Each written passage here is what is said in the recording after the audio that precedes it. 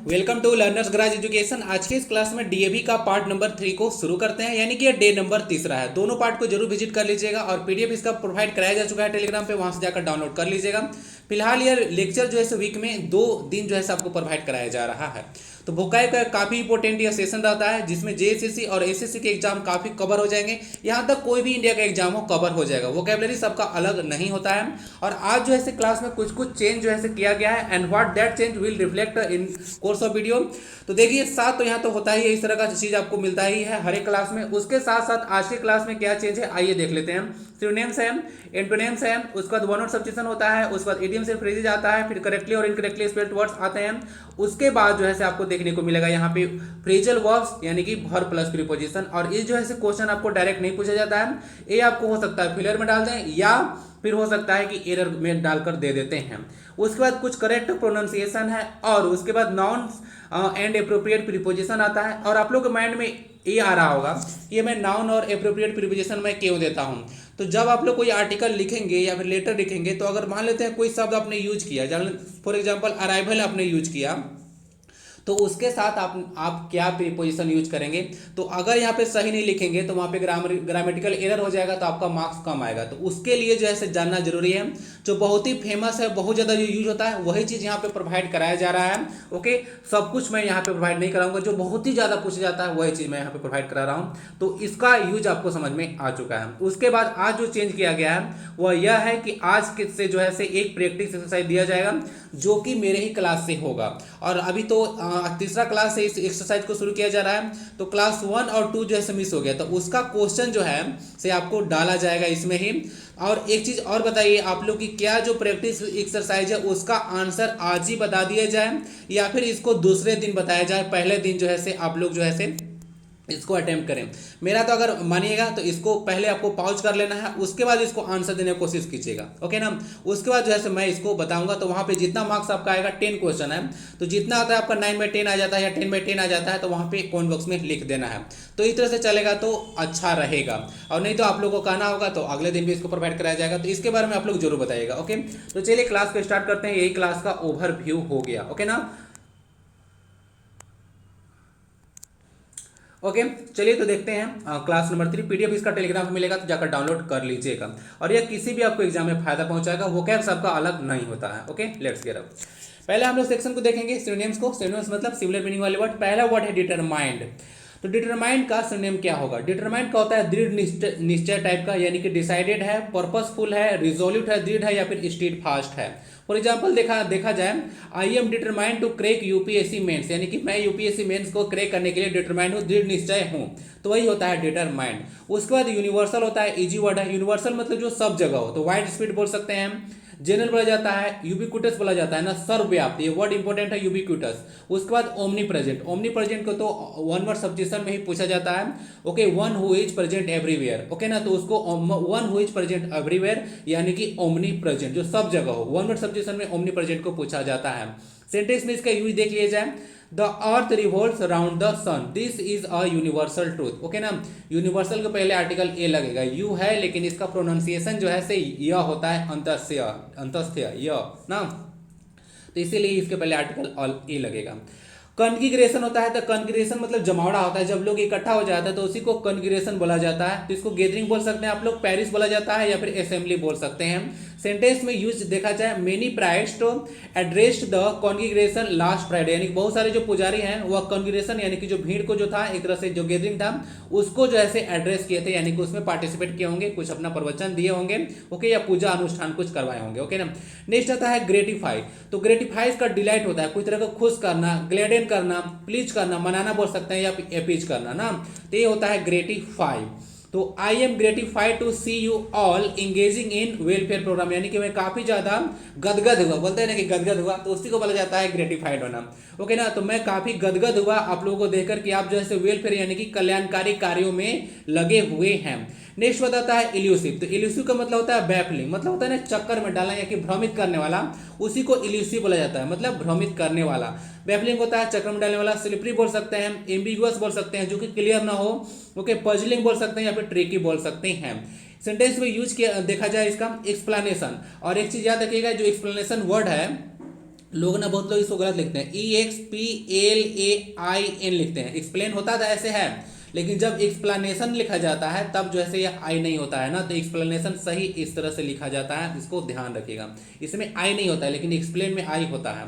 इसी तरह से ना आपको ध्यान देना होता है जब आप लोग पढ़ते हैं तो, क्योंकि इसी तरह से क्वेश्चन करेक्टली और इनकरेक्टली स्पेल्ड वर्ड में करके डाला जाता है। आगे देखा जाए, द एक्सप्लेनेशन ऑफ द जज was elusive to many people, यानी बहुत सारे जो पीपल थे उनके लिए जो जज का एक्सप्लेनेशन था वह इल्यूसिव था, यानी कि चक्कर में डालने वाला था, यानी कि ऊपर से निकल गया, पता ही नहीं चला। ओके ना, पीपल एक प्लूरल नाउन है, इसको ध्यान रखें। एलिगेंट है, एलिगेंट मतलब होता है भव्य, शानदार बोल सकते हैं, यानी कि सोफिस्टिकेटेड, स्टाइलिश बोल सकते हैं, रिफाइंड बोल सकते हैं, डिग्निफाइड बोल सकते हैं। सोफिस्टिकेटेड काफी इंपॉर्टेंट वर्ड है, भव्य होता है, शानदार।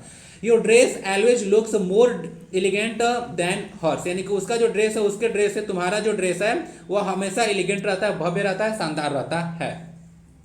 नेक्स्ट है ब्रूटल होता है, तो ब्रूटल को देख लीजिएगा, क्रूएल होता है यानी कि क्रूर तरह का। ओके, सैवेज बोल सकते हैं, कुखार, विशियस बोल सकते हैं, बारबेरियस बोल सकते हैं। ओके, या अब देखा जाए, the killing of 3 policeman was a brutal murder, तो देख लीजिएगा यहाँ पे 3 जो पुलिसमैन का जो मर्डर था वह क्या था, ब्रूटल मर्डर था, यानी कि एक निर्मम था, ठीक है ना, निर्मम हत्या बोला जा सकता है, तो यही था क्रूएल, यानी कि क्रूर हत्या बोल सकते हैं। ब्रूटलिटी वर्ड को देख लीजिएगा, ब्रूटलिटी को वन जो है correctly and correctly spelled word में पूछा जा चुका है। मैं कभी भी बोलूंगा कि पूछा जा चुका है, इसका मतलब ये नहीं रहेगा कि सिर्फ जेसीसी के एग्जाम में पूछा गया है, अलग अलग एग्जाम के बारे में बात किया जाता है, और ग्रामर और वोकैब का सबका अलग नहीं है। जितना जल्दी इस चीज को समझ जाइएगा उतना ही आपका कम नुकसान होने वाला है। सबका देख लीजिएगा, आज मैं आपको लास्ट में बताऊंगा ये जो लेक्चर जो आज का मैं वोकैब बनाया हूँ, आप लोग देखिएगा अलग अलग एग्जाम से लेकर बनाया हूँ, और ये सारा हर एक एग्जाम में रिपीटेड क्वेश्चन है, बहुत बार आया हुआ है। ओके ना, तो ब्रूटलिटी को देख लीजिएगा, इसका स्पेलिंग यहाँ पे कहीं भी डबल एल नहीं होता है, न ही डबल टी है, क्लियर, तो ये पूछा जा चुका है। तो ब्रूटलिटी देख लीजिएगा, क्रूरता इसका मतलब हो जाएगा, ब्रूटल मतलब क्रूर हो जाएगा। नेक्स्ट सेक्शन आता है एंटोनिम्स का, यानी कि अपोजिट मीनिंग वाले वर्ड्स हैं। तो सबसे पहले है एक्सासर्बेट लिखा हुआ है, इसका मतलब तो कोई चीज को ना डिक्रीज कर, वर्सन कर देना, मतलब बदतर कर देना, वही होता है एक्सासर्बेट। एग्रावेट भी बोल सकते हैं, VAT होता है, इसका स्पेलिंग देख लीजिए चाहे। तो इसका एंटोनिम क्या हो जाएगा, इसका एंटोनिम हो जाएगा डिक्रीज करना, यानी कोई चीज को बदतर कर दिए तो उसको कम कीजिए, जरा डिक्रीज कीजिए, काम कीजिए और रिड्यूस कर सकते हैं। तो ये सब कुछ इसके एंटोनिम्स हो जाएंगे। और जो मैं एंटोनिम्स यहाँ पे प्रोवाइड करा रहा हूँ उसका सबसे पहले मैं यहाँ पे ना सिनोनिम्स दे देता हूँ, क्योंकि इसका मीनिंग पता होना चाहिए, तभी तो जो है इसका एंटोनिम आप लोग ढूंढ पाइएगा, क्लियर है ना। तो मीनिंग पता होना चाहिए जो वर्ड का एंटोनिम निकालना है, इसीलिए यहाँ पे डाला गया है। ओके, साइनोम में ऐसा तो नहीं होगा, साइनोम का तो मीनिंग आपको पता रहेगा, ओके ना, उसको जानना जरूरत नहीं है। कहने का मतलब है कि सिनोनिम तो सिनोनिम ही है, एंटोनिम में हमको जानना होता है कि उसका मीनिंग क्या होता है, इसीलिए यहाँ पे डाला गया है, क्लियर है ना। तो the rat race, rat race क्या है, इसको जरा माइंड में सोचिए, तुरंत बताता हूँ। The rat race for jobs has exacerbated the problem among the students. तो यह देखा जाए, रैट रेस मतलब होता है गला काट प्रतियोगिता, यानी कि कोई चीज के पीछे जो है से आप लोग भाग रहे हैं, सब कोई लगे हुए हैं कि हमको अचीव करना है, तो उसको रैट रेस बोला जाता है। तो ये एक इडियम है, गला काट प्रतियोगिता होता है, जो सब लोग जो है एक अगर चीज के पीछे भागते हैं तो उसको बोला जाता है रैट रेस। तो देख लीजिएगा, ये जो गला काट प्रतियोगिता है जो स्टूडेंट्स के बीच में, वो जो है काफी ज्यादा प्रॉब्लम जैसे क्रिएट कर दिया है। मीरियड नेक्स्ट वर्ड आता है, तो मीरियड का मतलब होता है असंख्य ना, तो वेरियस हो जाएगा और मेनी बोल सकते हैं। एंटोनिम्स क्या हो जाएगा, फ्यू मतलब थोड़ा, हार्डली ये नहीं बोल सकते हैं।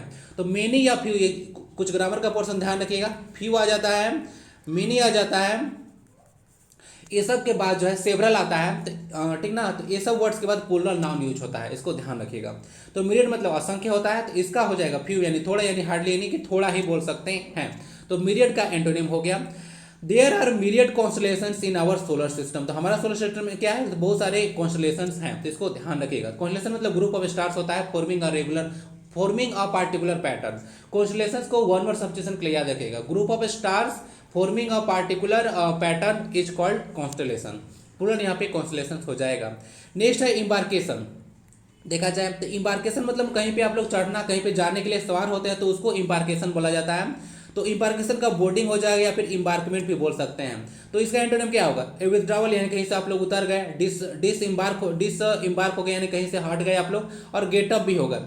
ये जो ऑफ है ना, OFF, तो इसका आप लोग यूज जानते हैं, ये जो प्रीपोजिशन है ऑफ, इसका मतलब होता है विलगाव का शेष भी होता है। हिंदी में आप लोग आपादान कारक पढ़े होंगे, तो उसी के जैसा जो है से ऑफ यूज होता है। जैसे the wheel came of the car, इसका मतलब जो व्हील है वह कार से कम हो गया, बाहर आ गया, तो वही ऑफ का यूज होता है, विलगाव का शेष भी यूज होता है। अगेन उसी तरह से जिस तरह से आपादान कारक का यूज किया जाता है, तो इसको देख लीजिएगा, यूज देख लिया जाए।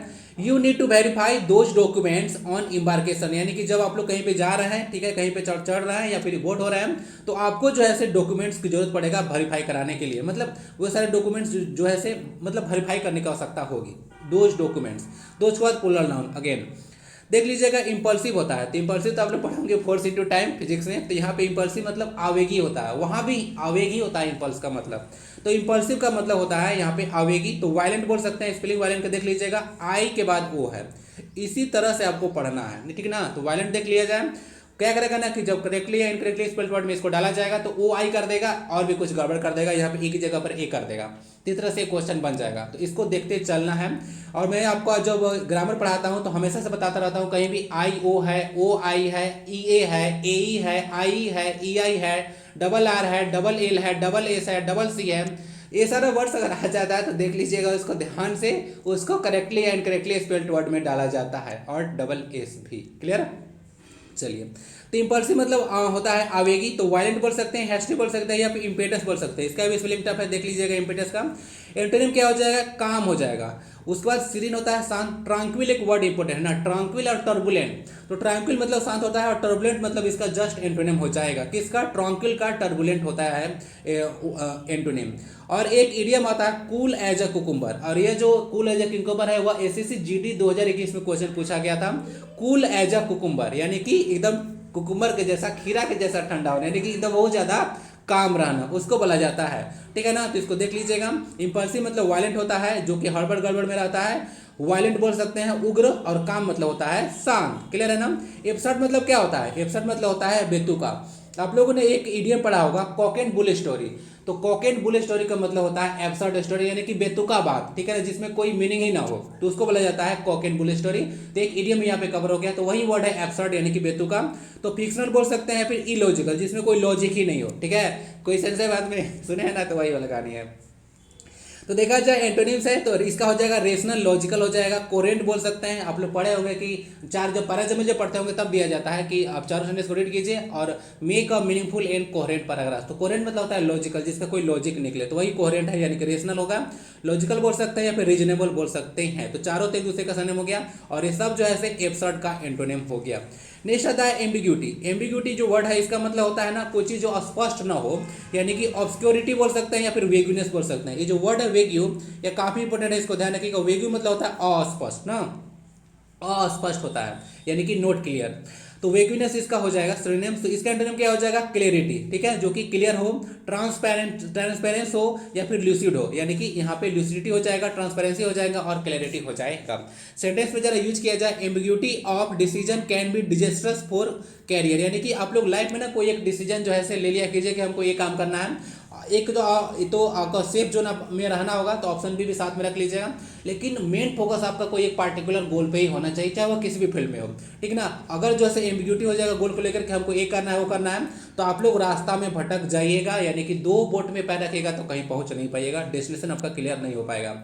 नेक्स्ट आता है पैथेटिक। तो पैथेटिक जो वर्ड है उसका मतलब होता है ना मार्मिक, दयनीय बोल सकते हैं। तो ये जो प्रेग्नेंट वर्ड है इसका मतलब मार्मिक होता है, और पिटीफुल मतलब होता है दयनीय। तो सब दोनों का मीनिंग मतलब लगभग सेम ही है। तो पैथेटिक मतलब मार्मिक या दयनीय होता है। तो इसका एंटोनिम क्या हो जाएगा, कॉमिकल, जो हास्यप्रद हो या फिर चीयरफुल हो, यानी कि देखने में अच्छा लगे, हास्यप्रद हो, तो उसको बोल सकते हैं। और पोइग्नेंट मतलब होता है कि मार्मिक। तो जस्ट इसका एंटोनिम हो गया। सेंटेंस में यूज देख लिया जाए, the pathetic condition of JSSC aspirant is known to all, यानी कि जो जेएसएससी एस्पिरेंट का जो पैथेटिक कंडीशन है, मार्मिक जो कंडीशन है, वह सबको जानता है, सबके द्वारा ये जैसे जाना जाता है, ओके ना।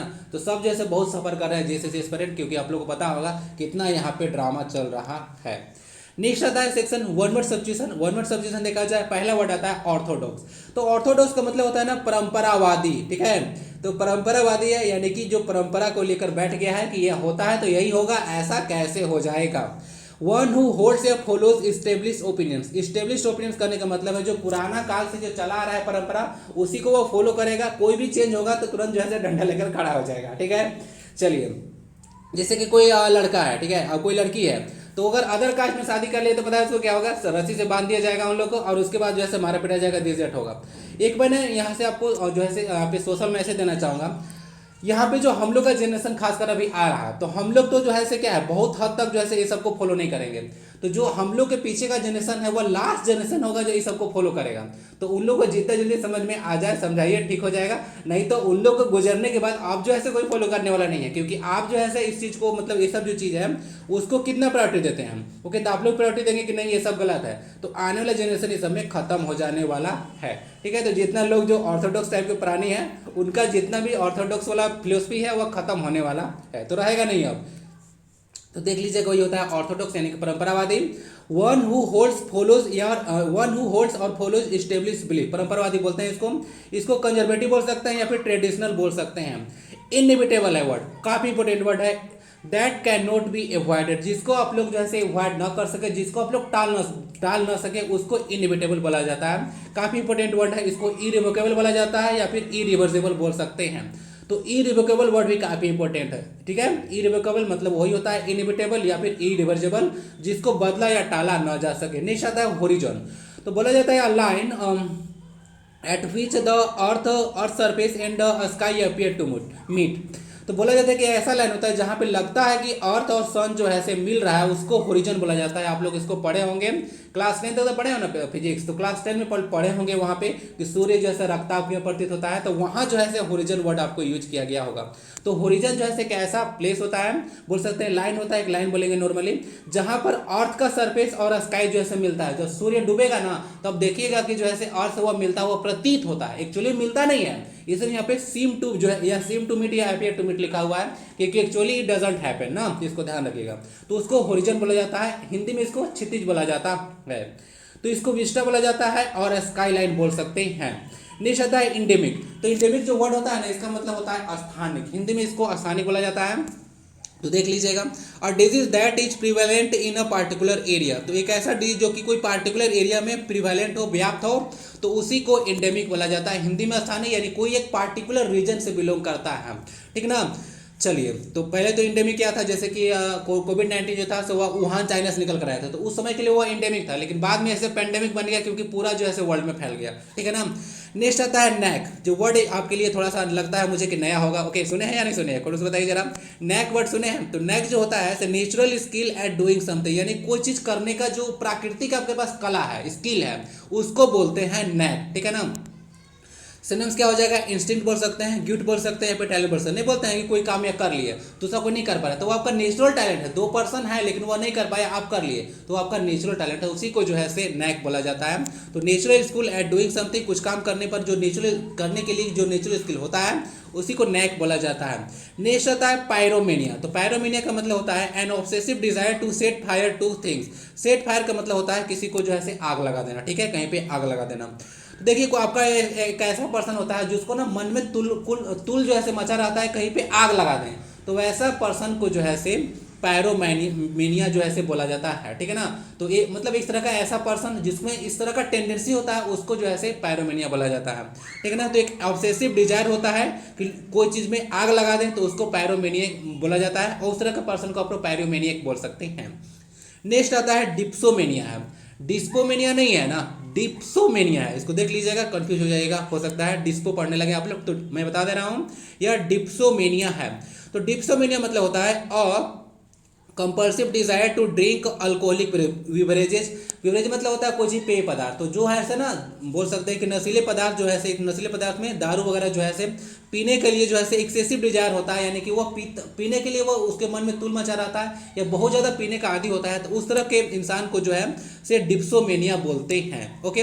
जैसे इसको क्रोनिक अल्कोहलिज्म बोला जा सकता है, ठीक है ना। यानी क्रोनिक मतलब क्या होता है, जो लंबा समय से चला आ रहा है, ठीक ना, lasting, ever lasting, okay, long lasting, eternal, ये सब कुछ इसको क्रोनिक के सिनोनिम्स हो जाएंगे। तो उस तरह का जो टेंडेंसी होता है तो उसको हम लोग डिप्सोमेनिया बोलते हैं, ठीक है ना, यानी कि बहुत ज़्यादा जैसे शराब पीने का जिसको मतलब मन करता है। नेक्स्ट सेक्शन आता है इडियम्स एंड फ्रेजेस, ओके। तो इडियम्स एंड फ्रेजेस आपको डायरेक्ट भी पूछ देते हैं और नहीं तो इसको सेंटेंस में यूज करके भी दिया जाता है, जिस तरह से यहाँ पे लिखा हुआ है। तो आइए पहला देखते हैं, क्राई ओवर स्पिल्ड मिल्क होता है। तो क्राई ओवर स्पिल्ड मिल्क एक इडियम है जिसका मतलब होता है फिर पछताए होत क्या जब चिड़िया चुग गई खेत, समझ गए, तो यही होता है। तो being upset over something that has already happened, यानी कि कोई चीज हो चुका है तो उस पर जो है आप लोग अपसेट हो रहे हैं तो उसको बोला जाता है cry over spilled milk. Sentence में यूज देखा जाए इसका, don't cry over spilled milk. जो भी मेरा क्लास आएगा तो यहाँ पे जो इटैलिक जो यहाँ पे जो फ्रेज रहेगा यानी कि यहाँ पे इडियम्स है वही जो है से यूज किया रहता है ना। तो सारा वर्ड में जो भी यूज किया हूँ सबको इटैलिक कर दिया हूँ, तो उसको आप लोग समझ सकते हैं, पता चल गया होगा। ये सब डिस्कस करने योग्य चीज़ें नहीं है। तो don't cry over spilled milk, the exam will come next year again. यानी कोई पर्सन है जो कि फेल हो गया होगा, ठीक है, कोई फेल हो गया होगा या उसमें गेट इन नहीं हो चुका होगा, तब जो है बोल रहे होंगे कि अरे cry over, don't cry over spilled milk. अरे यार क्या बता रहे हो, जो चुने चुके खे, तब हो गया सो हो गया।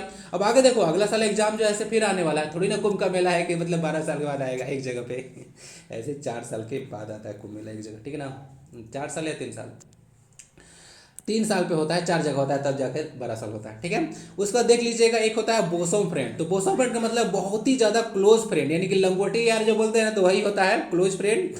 तो बोसम फ्रेंड मतलब होता है बहुत ही ज़्यादा close friend. Rahul is my bosom friend, Rahul मेरा क्या है, एक बहुत ही क्लोज फ्रेंड है, और यह मजाक नहीं है to bear fruit, to bear fruit का मतलब क्या होता है, तो देखिए इसका मतलब टू प्रोड्यूस पॉजिटिव रिजल्ट, यानी कि किसी चीज़ का अगर सही परिणाम निकलता है, यानी कि बोल सकते हैं या सही परिणाम, या बोल सकते हैं कि पॉजिटिव रिजल्ट निकलता है, तो उसको बोला जाता है टू बियर फ्रूट। देखा जाए he is very assiduous, his work will bear fruit soon, यानी कि उसका जो है से वो बहुत ही ज़्यादा एसिडुअस है। किसका किसको किसको याद है एसिडुअस का सरनेम्स? एसिडुअस का जो सरनेम है लास्ट क्लास में डिस्कस किया था, इसका मतलब होता है डिलिजेंट हार्ड वर्किंग, ठीक है ना। तो एसिडुअस मतलब वो बहुत ही ज़्यादा हार्ड वर्किंग है। His work will bear fruit soon, यानी कि वो बहुत ही ज़्यादा जो है से उसका वर्क है से पॉजिटिव रिजल्ट जल्द देगा, यानी कि एक बोल सकते हैं पॉजिटिव मतलब सकारात्मक, यही बार बार ना हिंदी नहीं आ रहा था, तो सकारात्मक परिणाम जो है से निकल कर आएगा, ओके ना। तो इसको यही होता है इस इडियम का मतलब टू बियर फ्रूट मतलब किसी का सकारात्मक परिणाम निकलना, ठीक है ना। तो हार्ड वर्क कीजिएगा तभी जाकर सकारात्मक परिणाम निकलेगा। और मेरा तो कहना है कि हार्ड वर्क जो है से के साथ साथ जरूरी है आपको स्मार्ट वर्क करने की आवश्यकता है, ठीक है ना। तो स्मार्ट वर्क आप लोगों को करना चाहिए। टेकअप रूम, टेकअप रूम का मतलब होता है ना ऑक्यूपाई स्पेस, ना समझ में आ चुका होगा। इसका मतलब होता है कि जगह घेरना। जैसे देख लीजिएगा, this book takes up too much room, यानी कि यह बुक जैसे बहुत ज़्यादा स्थान घेर रहा है। So take it out of the drawer, यानी कि ड्रॉवर से इसको बाहर निकालो भाई, वहाँ पे बहुत सारे फाइल्स हैं, यह बुक ज़्यादा कवर कर रहा है तो बाहर निकालो, जरा इसको रख दो उधर। तो वर्क लाइक अ ड्रीम, ध्यान दीजिएगा यहाँ पे वर्क लाइक अ ड्रीम नहीं है, वर्क लाइक अ ड्रीम है, यानी कि कोई सपनों के जैसा कार्य कर गया, यानी मुझे बोलता है ना कह रहे मेरा काम ना हो गया, उस तरह का चीज है, यानी काम कर जाना, उसको बोला जाता है वर्क। तो वर्क और वर्कड में अंतर है। क्या अंतर है?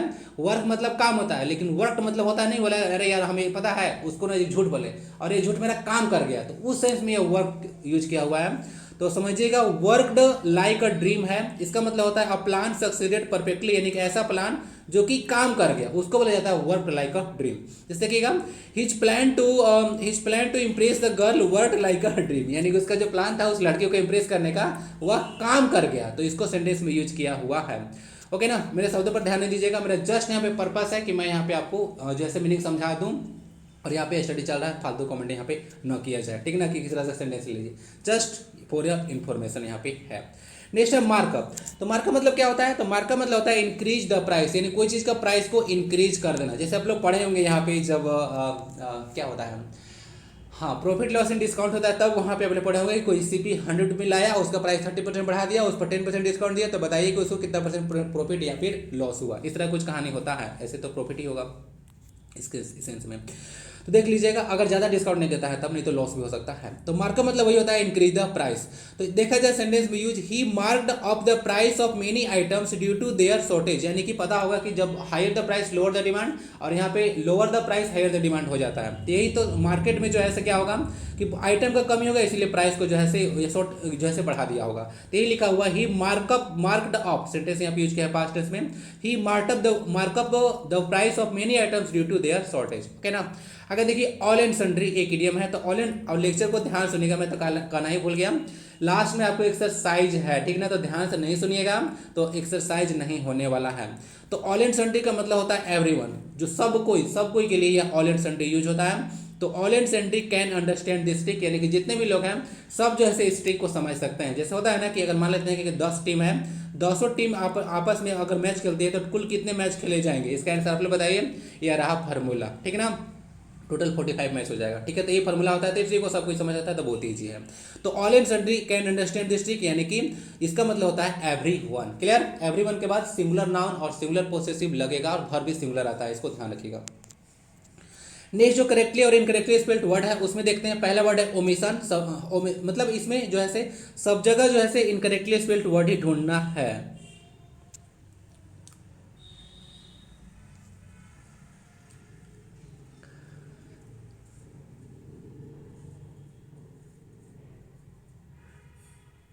सब जगह इनकरेक्टली स्पेल्ड वर्ड, यहाँ पे थोड़ा सा मिस्टेक है, इसमें आई लिखा हुआ है ना, आईसी लिखा था, यहाँ पे आई होगा क्योंकि इसको में भी इनकरेक्टली स्पेल्ड वर्ड है। सिर्फ एक ही वर्ड जो है इसमें करेक्टली स्पेल्ड वर्ड है। ठीक है ना, आइए देखते हैं।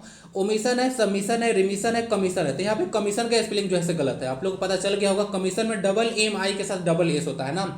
ओमिशन, सबमिशन, रिमिशन सब जो है अरे भाई सही है, कमीशन का स्पेलिंग यहाँ पे गलत था, देख लीजिएगा, डबल एम आई के साथ डबल एस आई एन होता है। नेक्स्ट वर्ड है आपका ट्यूशन। तो ट्यूशन का स्पेलिंग यहाँ पे देख लीजिएगा, टी यू जो है आई होता है ना, ट्यूशन का स्पेलिंग। ये भी क्वेश्चन एग्जाम में आ चुका है, ट्यूशन। नेक्स्ट देखा जाए यहाँ पे ना, फास्टन लिखा हुआ है, प्लंज लिखा हुआ है, एवॉल्व लिखा हुआ है, बिजनेस लिखा हुआ है। तो बिजनेस का स्पेलिंग यहाँ पे गलत है, बिजनेस में बी यू एस आई होता है। क्लियर है ना, तो देख लीजिएगा, B U S I N E double S होगा ना, तो बी यू एस आई होता है न कि आई एस। नेक्स्ट है टर्माइट है, टर्मिल लिखा हुआ है, टेराबाइट लिखा हुआ है या फिर टेरेस्ट्रियल लिखा हुआ है। तो यहाँ पे देख लीजिएगा, जो स्पेलिंग गलत है वो है टेरेस्ट्रियल का। टेरेस्ट्रियल का स्पेलिंग होता है टी ई के बाद double R E S T R I L होता है ना, तो यहाँ पे सिंगल आर था इसलिए स्पेलिंग इसका गलत है, बाकी स्पेलिंग यहाँ पे सही था, तो आंसर इसका 4 हो जाएगा। देख लीजिएगा, टेरेस्ट्रियल आप लोग समझते होंगे, लैंड अगर मान लेते हैं कोई इसका सरफेस अगर लैंड है तो उसको टेरेस्ट्रियल बोला जाता है। जैसे आप लोग प्लैनेट्स पढ़े होंगे, तो जो फर्स्ट 4 प्लैनेट्स है आपका, मरकरी है, मार्स है, उसके बाद अर्थ है और फिर जुपिटर है, तो फर्स्ट 4 प्लैनेट को टेरेस्ट्रियल प्लैनेट बोला जाता है, और जो लास्ट 4 प्लैनेट आते हैं उनको जोबियन प्लैनेट बोला जाता है। तो इसको अंडरस्टैंड कर लीजिएगा, वही टेरेस्ट्रियल वर्ड है। नेक्स्ट हो जाता है प्रोनाउंसिएशन का। तो यहाँ पे ना गलत प्रोनाउंसिएशन ही है, तो इसको देख लीजिएगा, प्रोनाउंसिएशन नहीं होता है, प्रोनाउंसिएशन होता है। And this word had been discussed in last class, तो इसको डिस्कस किया गया था लास्ट क्लास में। प्रोलोंग होता है, प्रोक्रेस्टिनेशन और प्रोएक्टिविटी, सारा वर्ड यहाँ पे सही है। प्रोक्रेस्टिनेशन का मतलब क्या होता है, आप लोग से एक क्वेश्चन रहेगा, इंपॉर्टेंट वर्ड है। नेक्स्ट है यहाँ पे देख लीजिएगा, यहाँ पे लिखा हुआ भी है, यहाँ पे सन्ड्री है, यहाँ पे लिखा हुआ है सन्ड्री, तो अभी आपने देखा था, अभी वर्ड था ना ऑल एंड सन्ड्री, तो इसमें तो समझ में आ चुका हो कि ये वर्ड सही है। उसका सुम्पटस लिखा हुआ है, समरी लिखा हुआ है, सप्री लिखा हुआ है। तो यहाँ पे जो स्पेलिंग गलत है वह सुम्पटस का स्पेलिंग गलत है। सुम्पटस का SUMPTUOUS होता है सुम्पटस, जिसका मतलब होता है लग्जरियस, यानी कि बहुत ज़्यादा आरामदायक और खर्चीला जीवन होता है, उसको सुम्पटस बोला जाता है। तो SUMPTUOUS होता है इसका करेक्ट स्पेलिंग। उसके बाद यहाँ पे कॉन्सियस लिखा हुआ है, विशियस लिखा हुआ है, कॉर्टियस लिखा हुआ है और ग्लोरियस लिखा हुआ है। तो देखिए यहाँ पे इसका गलत स्पेलिंग था कॉर्टियस का, इसमें टी के बाद ई होता है। इस वर्ड का क्या मतलब है बताइए, तो प्रोक्रेस्टिनेशन और कॉर्टियस का मतलब आप लोग बताइएगा, ओके ना, बाकी तो आप लोग पता चल गया होगा, इजी वर्ड है। प्लंज का मतलब ही बताइएगा, ये भी वर्ड इंपॉर्टेंट है। ओके, तो 3 क्वेश्चन यहाँ से हो गया, इसका आंसर आप लोग दीजिए। आइए फ्रेजल वर्ब देखते हैं। फ्रेजल वर्ब यहाँ पे एक क्लास में 2 ही 3 या 3 लिया जा सकता है, और सब फ्रेजल वर्ब को आपको ध्यान से देखना है, क्योंकि होता क्या है ना कि फ्रेजल वर्ब से रिलेटेड आपको क्वेश्चन देते क्या है कि ये क्वेश्चन आप फिल इन द ब्लैंक्स देंगे, मतलब लिख देंगे कॉल और उसके बाद ब्लैंक दे देंगे और 4 ऑप्शन प्रोवाइड करा देंगे। तो उसके बाद अगर फ्रेजल वर्ब का सही से मीनिंग आपको पता नहीं होगा तो वहाँ पे नहीं भराएगा फिलर, या कभी कभी सेंटेंस में एरर भी देते हैं। अभी पता होगा ना आपको कि अलग अलग एग्जाम में क्वेश्चन पूछा जा रहा है कि 4 पार्ट में ऐसे ऐसे कर देते हैं, बांट देते हैं, उसके बाद बोलते हैं कि बताइए किस पार्ट में एरर है। तो कहीं पे फ्रेजल वर्ब का यूज गलत होगा तो आपको जो है से एरर वहाँ से पता चल जाएगा। तो क्वेश्चन इस पे इस तरह से बनता है। आइए देखते हैं कॉल से। तो कॉल वर्ड है, इसे अगर देखते हैं, अगर इसमें हम प्रीपोजिशन अगर ऐड करते हैं बैक तो बनता है विथड्रॉ, यानी कहीं से अगर निकालते हैं कोई चीज़ या समर्थन वापस ले लेते हैं तो उसको बोला जाता है कॉल बैक, यानी कि विथड्रॉ करना। कॉल फॉर का मतलब होता है टू डिमांड एन आंसर और एन एक्सप्लेनेशन, यानी कोई चीज़ अगर आंसर मांगते हैं या एक्सप्लेनेशन मांगते हैं तो उसको बोला जाता है कॉल फॉर। कॉल फॉर का मतलब होता है टू प्रोड्यूस रिएक्शन, यानी कि कोई चीज़ का रिएक्शन हो जाना, बोल सकते हैं कि उसको बोला जाता है कॉल फॉर। कॉल इन का मतलब होता है समन, समन का मतलब बुलाना होता है। कॉल इन का मतलब होता है टू टेलीफोन और to request someone to come and talk, यानी कि जो कॉल इन है, यह वर्ड यूज किया जाता है न्यूज में, किसी को टेलीफोन करना या किसी को बुलाना रिक्वेस्ट करके कि आइए भाई आइए बैठते हैं कुछ बात करते हैं। कॉल ऑफ का मतलब होता है टू पोस्टपोन और एनुअल समथिंग शेड्यूल, यानी कि कोई अगर प्लान है पहले से ही तो उसको आप लोग कॉल ऑफ कर देते हैं, यानी कि स्थगित कर देते हैं। बहुत ही ज़्यादा इंपॉर्टेंट वर्ड है कॉल ऑफ, बहुत बार यूज किया जाता है। उसके बाद कॉलोन है, तो कॉलोन का मतलब टू पे विजिट होता है, कहीं पे जाना, ठीक है, तो कॉलोन भी न्यूज में काफ़ी यूज होता है। कॉल ओवर का मतलब होता है to request someone to come, यानी कि इसमें भी होता है कि किसी को आप रिक्वेस्ट कर रहे हैं कि आइए जरा। और कॉल अप का मतलब होता है रिकॉल करना, मैंने बोलते हैं क्या था उसको बोला जाता है कॉल अप, तो उसको रिकॉल करना होता है, मेमोराइज करना बोल सकते हैं। कॉल ऑन और या फिर ओपन, तो कॉल ऑन या ओपन का मतलब to invite to do something, यानी कि ये भी होता है किसी को इनवाइट करना। यहाँ भी दिख रहा होगा कॉल ऑन का मतलब टू पे विजिट होता है, या फिर कॉल ऑन का मतलब या ओपन का मतलब to invite to do something, ये भी होता है कॉल ऑन। तो मीनिंग आपको सबका पता होना चाहिए। नेक्स्ट जो वर्ड है गिव है, और गिव से रिलेटेड हम लोग फ्रेजल वर्ब देखेंगे। तो सबसे पहले गिव ओवर होता है, तो गिव ओवर का मतलब होता है किसी को वो चीज़ सौंपना, हैंड ओवर करना। उसके बाद है गिव अवे, तो गिव अवे का मतलब टू रिवील अ सीक्रेट होता है। क्या होता है? टू रिवील अ सीक्रेट, यानी कोई अगर रहस्य चीज़ है तो उसको हम लोग जो है रहस्य को से पर्दा उठा देते हैं, तो उसको बोलिएगा गिव अवे होता है। और इसके लिए मैं इडियम बताना चाहूँगा, to let the cat out of the bag. Let the cat out of the bag, इसका मतलब ही होता है किसी एक सीक्रेट को रिवील कर देना। उसके बाद गिव ऑफ है यहाँ पे, तो गिव ऑफ का मतलब होता है टू सेंड आउट और रिवील। इसका मतलब होता है कि कहीं पे कोई चीज़ सेंड कर देना या फिर रिवील कर देना। गिव इन का मतलब सरेंडर होता है, काफी इंपोर्टेंट है। गिव इन मतलब सरेंडर कर देना, गिव इन सरेंडर करना।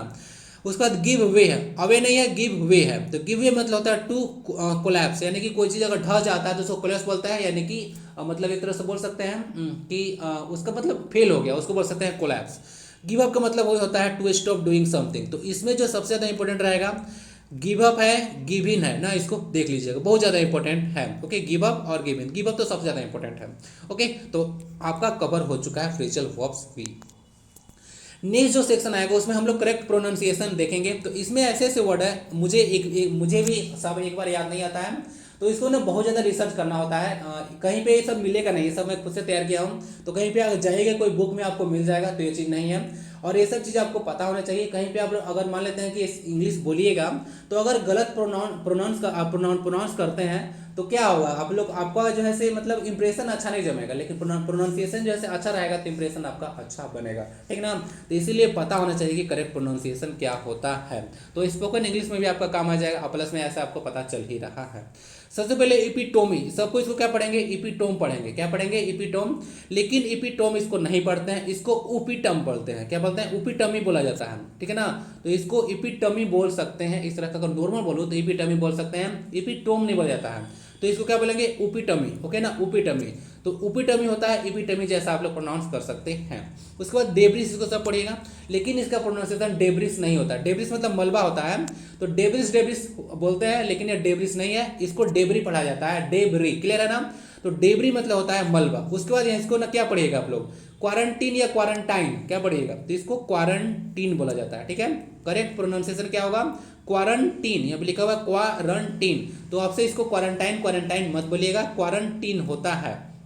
उसके बाद इसको तो बहुत गजब पढ़ते हैं लोग, इसको देखिएगा गिग्नेटिक पढ़ेंगे बहुत लोग, या फिर क्या पढ़ेंगे और भी कुछ पढ़ सकते हैं। तो इसका सही जो प्रोनाउंसिएशन होता है वो होता है जाइजेंटिक। क्या होता है? जाइगेंटिक, जाइजेंटिक नहीं, जाइगेंटिक। तो जाइगेंटिक होता है, ठीक है ना। तो इसको आपसे गाइगेंटिक मत पढ़िएगा, जाइगेंटिक होता है, जाइगेंटिक। इसको देख लीजिएगा, पीडीएफ जाकर डाउनलोड कर लीजिएगा। और आज की क्लास में बता दूंगा कि जो है रिवीजन कैसे करना है। मैं 2 क्लास से इसको ना मिस कर रहा हूँ, आज मैं आपको बताऊंगा कि रिवीजन आपको कैसे करना है। नेक्स्ट में यहाँ पे जैसे ये PITCHER लिखा हुआ है, तो पिक्चर मतलब ऑर्थेन पॉट होता है। तो यहाँ पे इसको ना पिक्चर पढ़ते हैं, टी यहाँ पे साइलेंट होता है, सुनामी में भी टी साइलेंट होता है। ओके, उसको ध्यान रखिएगा। और इसको ना बहुत लोग लीचन लीचन पढ़ते हैं।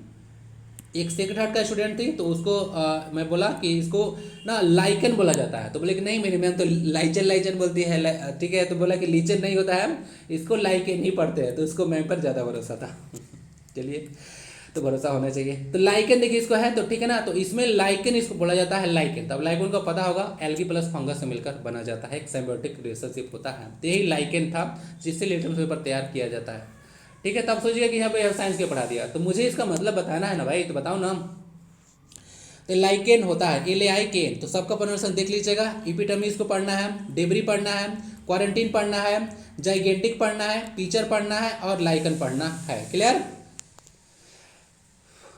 बैक चला गया, नहीं बैक नहीं गया है। अब देखते हैं कुछ नाउन्स और एप्रोप्रिएट जो है से प्रीपोजिशन। तो अप्रोच मतलब पहुंचना होता है, तो अप्रोच के साथ टू लगता है समथिंग। उसके बाद केयर फॉर समबडी सेफ्टी होता है, या फिर केयर फॉर ईच हेल्प, तो केयर के साथ प्रीपोजिशन फॉर लगता है। ओके, उसके बाद अराइवल के साथ इन या फिर अराइवल इन अ कंट्री लगता है या फिर अराइवल एट अ प्लेस लगता है। तो अराइवल के साथ दो प्रिपोजिशन होगा, किसी कंट्री में जाइएगा तो वहाँ पे इन लगेगा, किसी प्लेस पर विजिट कीजिएगा तो वहाँ पे एट लगेगा। और नॉर्मली इट और एट का जो यूजेज है ये कहता भी यही है कि किसी प्लेस में हमको ले जा रहे हैं कहीं पे या कहीं में कहीं इसके अंदर, ठीक है, तो अब वहाँ से इन यूज कीजिए। और अगर इसी के अंदर किसी एक प्लेस के बारे में स्पेसिफाई किया हुआ है तो वहाँ पे जो है आप फिर एट यूज कीजिए। तो होता है इन और एट का यूज। असॉल्ट होता है मतलब हमला करना, तो असॉल्ट ऑन अ पर्सन या थिंग होता है। उसके बाद अट्रैक्शन होता है, तो अट्रैक्शन टू और टुवर्ड्स यूज किया जाता है। अट्रैक्शन मतलब आकर्षण होता है, तो टू और टुवर्ड्स अ थिंग होता है, किसी के प्रति आपको आकर्षण है। उसके बाद अटैक टू, अटैक जो है के साथ डायरेक्ट यूज कर सकते हैं समबडी, या अटैक ऑन अ कंट्री या फिर समबडी भी यूज कर सकते हैं। नेक्स्ट आता है अथॉरिटी, तो अथॉरिटी ओवर अ पर्सन होता है। एप्रीहेंशन मतलब आशंका होता है, तो एप्रीहेंशन ऑफ डेंजर यूज कर सकते हैं, तो एप्रीहेंशन ऑफ डेंजर यूज किया जाता है। एवर्सन मतलब क्या होता है, एवर्सन मतलब होता है किसी के प्रति डिसलाइक, एपैथी आप लोग बोल सकते हैं। तो एवर्सन टू अ पर्सन या थिंग, किसी के प्रति जैसे घृणा या द्वेष की भावना है तो अवर्सन के साथ टू प्रीपोजिशन यूज किया जाता है। तो ये सब कुछ नाउन्स है और एप्रोप्रिएट प्रीपोजिशन है, तो इसको ध्यान रखिएगा। इसको लेकर रटना नहीं है आपको, एक दो बार देखिएगा, कम से कम आइडिया आपको रहेगा कि हाँ इस तरह से लगता है, क्योंकि कहीं पे कुछ पढ़े या कहीं लिखे तो माइंड में रहना चाहिए। ज़्यादा इस पर आपको ना जैसे जोर देकर इसको ध्यान में नहीं रखना है, एक दो बार देखते जाना है। ओके, ज़्यादा जो है इडियम्स फ्रेज है, one word substitution, synonyms, antonyms और फ्रेजल वर्ब्स, ये सब आपको अच्छे से देखना है, ठीक है, तो उसको देख लीजिएगा। इसको ज़्यादा ध्यान से मतलब देखना है, ठीक है, लेकिन उतना टेंशन लेके आप इसको नहीं पढ़ना है। क्लियर? चलिए, अब नेक्स्ट जो सेक्शन है लास्ट वो आता है प्रैक्टिस एक्सरसाइज। तो यहाँ पे 10 क्वेश्चन है और मैं चाहूंगा कि 10 क्वेश्चन में आपका कितना मार्क्स आया आप लोग जरूर लिखिएगा। ओके ना, बाकी फीडबैक भी दीजिएगा इसके बारे में कि जैसे लेक्चर कैसा लगा। और दूसरी बात है कि ये भी बताइएगा कि क्या जो है ऐसा करना ठीक रहेगा कि जैसे इसको नेक्स्ट क्लास में, इसका आंसर नेक्स्ट क्लास में प्रोवाइड किया जाए और जो लास्ट क्लास का जो क्वेश्चन है उसको जैसे डिस्कस किया जाए इस क्लास में, या फिर ऐसे किया जाए कि इसको जो है आप लोग पॉज करें और इसको अटेम्प्ट करें तुरंत, और तुरंत जो है मैं इसका आंसर आपको दूं और आपका जितना मार्क्स है उसमें आपको कमेंट बॉक्स में लिखना होगा। तो मुझे लगता है कि दूसरा वाला जो है ऑप्शन है लेटर, वह जो है बेटर होगा। तो क्या कहना है आपका जरूर बताइएगा। सुनने में बताइए जरा एसिडुअस का। तो अभी मैं तुरंत इसको लेक्चर में डिस्कस किया था कि एसिडुअस का मतलब होता है हार्ड वर्किंग, डिलीजेंट, तो इसका आंसर हो जाएगा सी, ठीक है, तो डिलीजेंट हो जाएगा। देखिए नेक्स्ट है give the appropriate idiom of for ordinary people. तो ऑर्डिनरी पीपल के लिए यह इडियम जो है क्या होना चाहिए, लिखा हुआ है ऑल एंड सन्ड्री, याद पड़ रहा है। ऑल एंड सन्ड्री मतलब क्या होता है, rank and file, fair with friend या फिर इन द रेट। यहाँ पे 4 इडियम मैं यहाँ पे आपको कवर कराने वाला हूँ, ध्यान से सुनिएगा। ओके ना, मेरा लेक्चर काफ़ी कॉम्प्रिहेंसिव रहेगा, हो सके तो एक बार नहीं तो 2 बार सुन लीजिएगा और पीडीएफ जरूर रख लीजिएगा। आपका जो है काफ़ी जो है ग्रामर मतलब वोकैबुलरी सुधर जाएगा। कुछ दिन जो है आप लोग वेट कीजिए। ओके ना, अभी तो शुरुआत हुआ है और आप लोग शेयर नहीं कर रहे हैं, लोगों के साथ शेयर कीजिए। बहुत चीज़ें ऐसी चीज़ें हैं जो लोगों तक पहुंच नहीं पाता है, तो आप लोग से रिक्वेस्ट है शेयर कीजिए। एजुकेशन वाले चीज़ कम से कम शेयर कीजिए, फालतू चीज़ तो बहुत चीज़ आप लोग शेयर करते रहते हैं। ओके, पाकिस्तानी गर्ल को वायरल कर दिए, वह क्यों हुआ, क्योंकि उसको बहुत ज़्यादा लाइक मिल गया, बहुत ज़्यादा शेयर मिल गया, इसलिए तो वायरल हो गया। तो अच्छी चीज़ों को बढ़ाइए सोसाइटी में, ये सब चीज़ें सोसाइटी के लिए नुकसानदेह है, क्या फ़ायदा, उसका कोई मीनिंग निकल रहा है। चलिए जो भी हो, तो चलिए give the appropriate idiom for ordinary people. तो ऑर्डिनरी पीपल का यहाँ पे होगा वह होता है रैंक एंड फाइल। तो इसका लिए याद रखिएगा, रैंक एंड फाइल मतलब होता है ordinary people. All and sundry का मतलब बताया था एवरीवन, याद आ रहा है। इडियम से फ्रेज जब डिस्कस कर रहा था तो वहाँ पे ऑल एंड सन्ड्री का मतलब बताया था जो है एवरीवन। रैंक एंड फाइल मतलब होता है ऑर्डिनरी पीपल। और फेयर वेदर फ्रेंड ये भी एक इडियम है, इसका मतलब होता है कि to help only when easy and convenient, यानी कि जो आपका दुख का मतलब सुख का जो साथी होते हैं, वही दुख आपका है तो ऐसे कल्टी मार लिए, तो उसको बोला जाता है फेयर विदर फ्रेंड्स। तो वह भालू वाला कहानी था ना, 2 फ्रेंड जो जंगल में जा रहे थे, तो भालू आया तो एक जो है पेड़ पर चढ़ गया था, दूसरा नहीं चढ़ पाया तो उसको छोड़कर जो है वह ऊपर चढ़ गया था, ठीक है। तो वही बोला जाता है फेयर विदर फ्रेंड में, जब सिचुएशन आपका अच्छा है तो आपको साथ देंगे, जब आपका सिचुएशन खराब होगा तो उससे कल्टी मार लेंगे, तो उसी को बोला जाता है फेयर विदर फ्रेंड। और इन द रेट एक इडियम है, इसका मतलब होता है कि आमदनी अठन्नी खर्चा रुपया, यानी कि जितना आपका इनकम है उससे ज़्यादा आप लोग खर्च करते हैं तो उसको इन द रेट बोला जाता है। क्लियर है ना। नेक्स्ट आता है एक वन वर्ड सब्स्टिट्यूशन है an obsessive enthusiasm for one thing, यानी किसी एक पार्टिकुलर चीज को लेकर जो है ऑब्सेशन, यानी कि मन में जैसे तुल मचते रहता है, उसको लेकर काफी आप लोग जैसे एक्स्ट्रा पॉजिटिव है कि हमको वो चाहिए ही चाहिए, तो उसको मोनोमेनिया बोला जाता है, ठीक है। तो मोनोमेनिया बोला जाता है। और पैरोमेनिया तो बताया था कि जिसको जैसे कहीं पे एक ऐसा जो है ऑब्सेशन होता है कि कहीं पे आग लगा देना है, तो उसको पैरोमेनिया होता है। और क्लेप्टोमेनिया होता है किसी को चोरी करने का तुल मचा होता है। और ईगोमेनिया होता है, आप लोग पता है कि एक तरह का घमंडी स्वभाव होता है, तो उस तरह का चीज को आप लोग बोल सकते हैं। नेक्स्ट आता है, यहाँ पे देख लीजिए, यहाँ पे करेक्ट वर्ड इसमें भरना होगा, फिलर है। The dash condition of Sudama compelled him to visit lord Krishna's home. तो यहाँ पे देख लीजिएगा, चीयरफुल है, पैथेटिक है, रेड है और फिर प्लेंटीफुल है। तो यहाँ पे पैथेटिक कंडीशन जाएगा। आप लोगों को पैथेटिक का मतलब बताया था कि मार्मिक होता है। क्या होता है? मार्मिक या दयनीय होता है। ओके ना? ओके, तो पैथेटिक यहाँ पे वर्ड सही जाएगा कि जो पैथेटिक कंडीशन था सुदामा का, उसके चलते वो बाध्य हो गए थे। कंपेल्ड मतलब होता है ना बाध्य हो जाना। लॉर्ड कृष्णा के घर जाने के लिए वो बाध्य हो गए थे क्योंकि उनका सिचुएशन जो था काफी पैथेटिक था, यानी कि मार्मिक था। नेक्स्ट देखा जाए, don't be panic the crisis will soon blow. अब यह लास्ट क्लास में ब्लो जो है से मैं जो है से डिस्कस किया था, फ्रेजल वर्ब ब्लो ओवर। तो ब्लो ओवर का मतलब होता है ज्यादा नुकसान ना करना और गुजर जाना।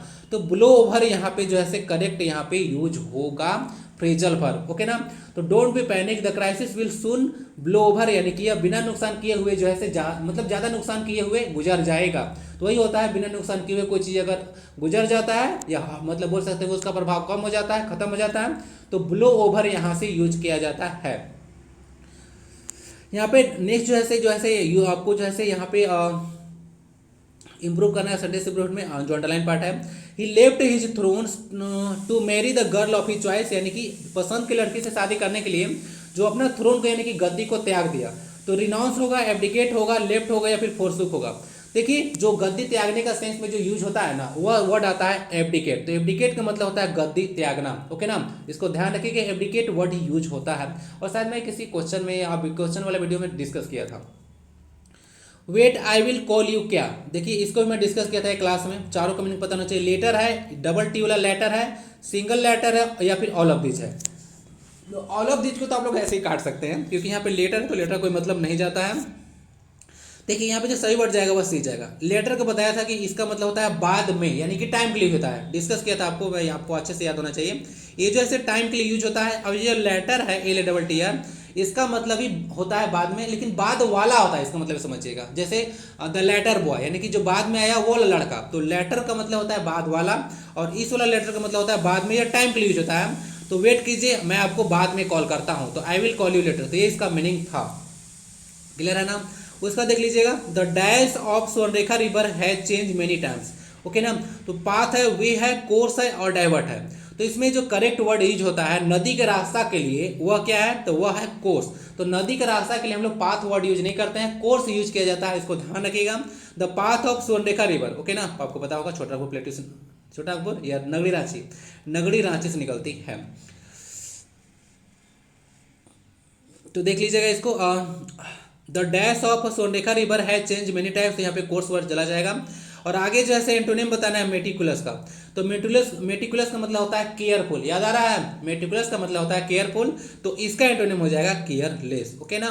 तो 10 में से कितना मार्क्स आया? How many marks did you get out of 10 marks? Write down in the comment box, जरूर लिखिएगा।